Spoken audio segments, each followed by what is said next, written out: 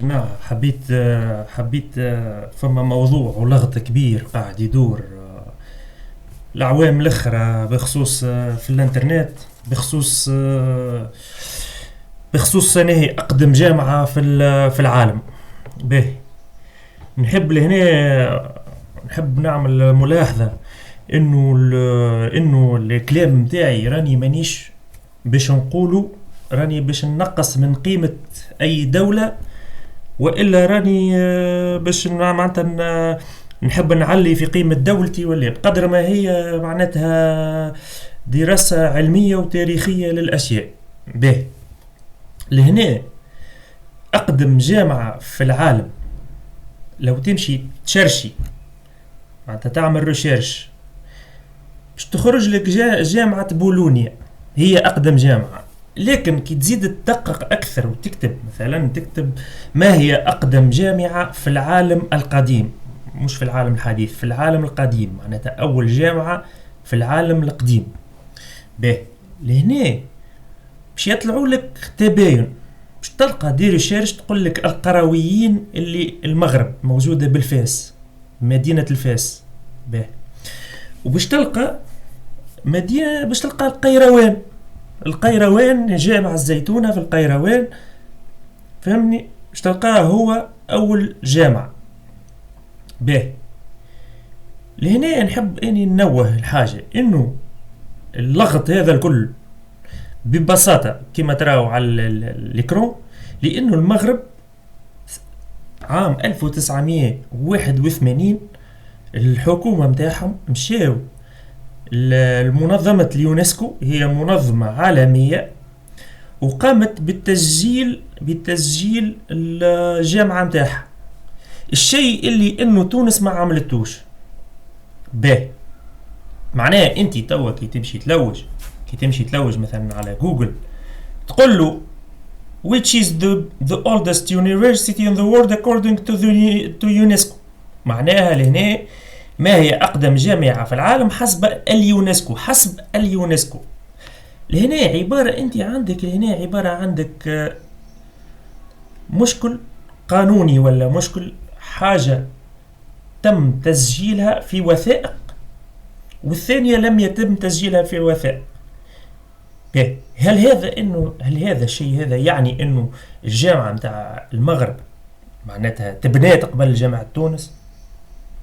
انك تمشي تسجل الجامعة شيء، فهمني، قانونيا على وراق شيء، وانه تتبني الجامعة فهمني تاريخيا على ارض الواقع، معناها وقتها بدات تتبني على ارض الواقع شيء اخر. راهو هذا ماهوش باش ينقص لا من قيمة المغرب كدولة، راكم اخوات، رانا اخوات ومعناها وتجمعنا نفس الدين ونفس اللغة ونفس واحد، ولكن لازم نوضحوا الحكاية ذي بيناتنا على خاطر انه التاريخ حدث يقع في التاريخ في معناها تاريخ معين في يوم وساعة معلوم شيء، وانك تمشي تسجلوا قانونيا ولا تسجلوا في منظمة ولا تسجلوا في كذا، هذا معناتها شيء اخر مخالف تماما.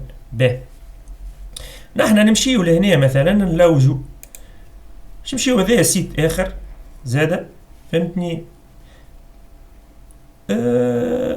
يعطي انه جامعة تونس الزيتونة هاي the oldest university in every country، فهمتني.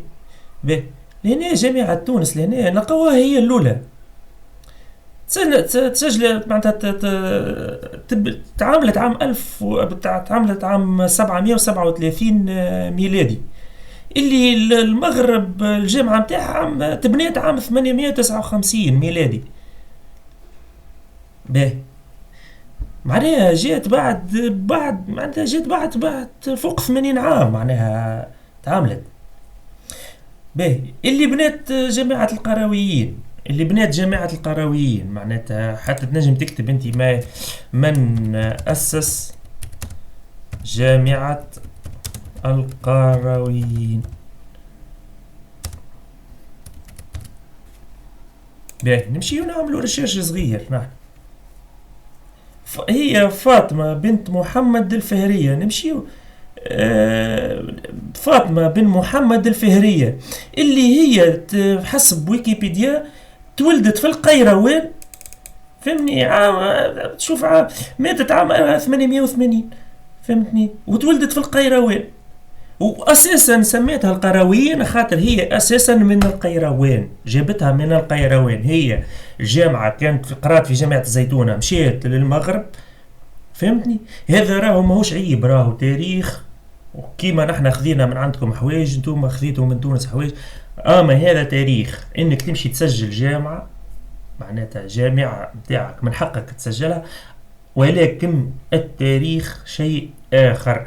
هذه معناتها المؤسسة اللي مؤسستها التونسية يا رسول الله، ابحث، اذهب وابحث عن من أسسها، اللي أسستها التونسية، فهمتني. تولدت في تونس وماتت في المروك. قبل ما كانش فما حدود، معناها المروك وتونس هما معناتها دولة واحدة، معناها ما كانش فما حدود، معناتها تنجم تمشي تتعدى، معناتها تمشي تعيش في أي بلاصة، فهمتني. ما كانش فما حدود وهمية هذه نتاع ساكس بيكو، لكن هذا هو الواقع، فهمت. باهي نمشيو نحنا لسيت اخر، معناها ونمشيو الوحده ذي حسب جامعه اوكسفورد. هذه حسب جامعه اوكسفورد كيف زاد اليونيفرسيتي اوف زيتونه عام 1773 معناتها، والمغرب عام 859، والاخرين الكلهم في الالف. تفرج جاو الكلهم في الالف جاو بعدنا بمئات السنين. فرجاء يعني معناتها